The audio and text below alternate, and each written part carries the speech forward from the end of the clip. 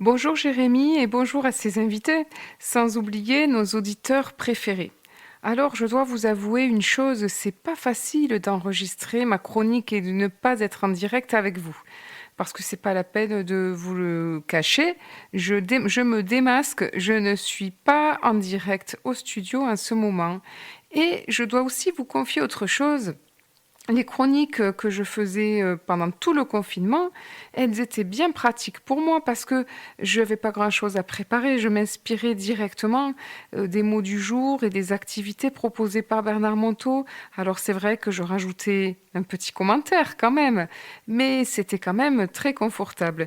Et depuis quelques jours, non seulement je crée ma chronique, alors c'est vrai que je garde le lundi une histoire de César, mais après, c'est 2 mois, c'est un thème que je choisis, c'est un jeu que je vais essayer d'adapter, même si je vais toujours m'inspirer des choses que je connais.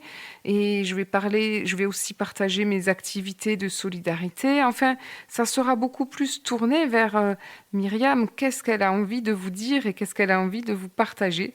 Donc, double défi, enregistrer ma chronique pour qu'elle ne soit pas trop longue et pas trop lourde à écouter. Et c'est peut-être le cas à l'instant. Et puis également, créer chaque soir, qu'est-ce que je vais vous proposer. Alors, le jeu d'aujourd'hui, j'ai envie de l'appeler Qui se cache derrière le masque. Je l'ai expérimenté avec des enfants. Mais peut-être qu'on pourrait jouer entre adultes aussi. Parce que les jeux entre enfants, ils sont pas anodins. Ils permettent, on y gagne beaucoup à les faire avec eux. Alors tout simplement, je demande à mon enfant, devine quelle émotion je fais.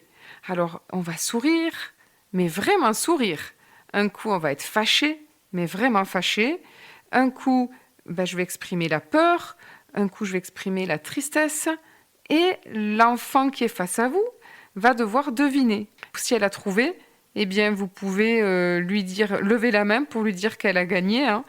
Alors, si après vous êtes à la maison, bien sûr, vous pouvez soulever le masque et lui montrer le résultat. Et puis ensuite, on change. C'est à lui de vous faire deviner. Et puis on va marquer des points, on va gagner des points. Et vous allez voir, ça va redonner automatiquement le sourire.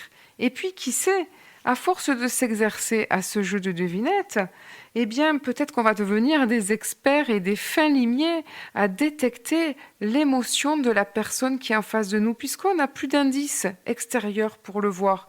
Où est-ce qu'on va puiser les indices? Alors, belle aventure, bon petit jeu du mardi, et je vous dis à demain.